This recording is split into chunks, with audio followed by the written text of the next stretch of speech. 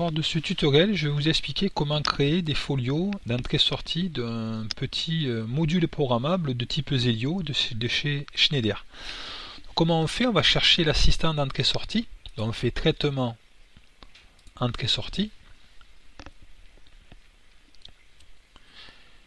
Ici, voilà, par défaut, API, on a API 1, on fait un clic droit et on fait ajouter, il nous propose que ajouter des racks. Donc sur un petit module programmable, on n'a pas de rack, c'est pas un vrai automate, c'est pas un automate programmable industriel. Donc il faut faire propriété ici. Donc je répète, API, clic droit, API 1, propriété.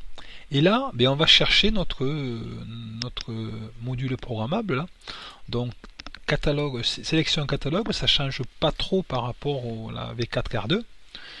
Ici, on va chercher chez Schneider, on va chercher donc c'est du Zelio.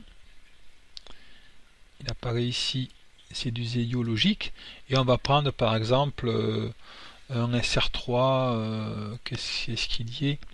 SR3 B101 BD, B101 BD. B101 BD, s'il n'y est pas, on va le chercher sur le catalogue web. Apparemment, il n'y est pas. Il est B101 BD. Non, il est ici. Voilà, c'est un 24 volts, 6 entrées, 4 entrées analogiques, 0,10 volts. Bon, c'est parfait. Donc, on fait ça, OK. OK. Donc là, il apparaît ici, directement, le module est là. Donc, on a les entrées, 1, 2, 3... Il y a 2 entrées tout ou rien et après 4 entrées analogiques.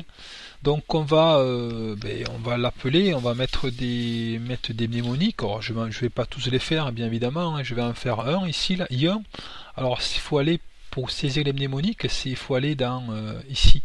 On se met là, hein, sous le module et on fait entrée-sortie. Ça apparaît ici.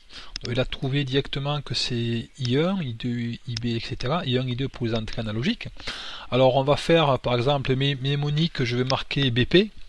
Hein, et commentaire, par exemple, je vais mettre bouton poussoir, hein, au hasard, hein, ce qui me vient à l'esprit.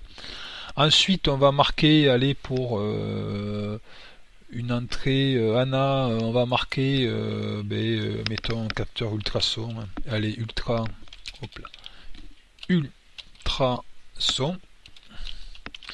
Et ici on va marquer capteur ultrason. J'ai du mal.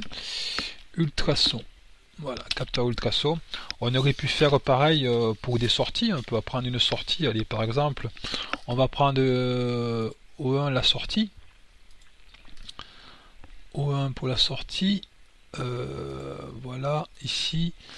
D'ailleurs, la sortie, c'est pas O1, hein, c'est Q1. Donc, je mets Q ici à la place, je le modifie. Q1, Q2, Q3, des sorties tout ou rien. Et par exemple, pour Q1, je vais marquer V, allez, un voyant, ici. Et on va marquer, allez, par exemple, VCLI pour voyant clignotant, par exemple. Totalement au hasard. Voilà pour alors une fois que pour les entrées-sorties, hein, on va maintenant on va générer hein, ces folios. Donc on fait fichier, générer folio. Donc là je laisse les tout d'origine, hein, je fais générer.